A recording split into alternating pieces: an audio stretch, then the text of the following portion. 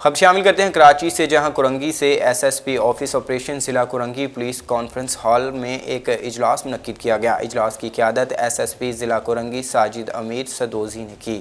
اجلاس میں S S P Syed Wajahat Hussain, sub divisional S D P Os, S H Os سمیت head محررز، branch incharges اور دیگر آفیسران بھی موجود تھے۔ ایس ایس پی ضلع کرنگی ساجد امیر سدوسی نے کرنگی کے تمام تھانوں کے 2 ہفتوں کے دوران کی جانے والی کارکردگی کی تفصیلی رپورٹ بھی طلب کی۔ تمام S D P Os, S H Os کو سخت احکامات جاری کیے گئے۔ جرائم پیشہ آئی آر او افینڈرز کے خلاف بھی کارروائی عمل میں لائی جائے۔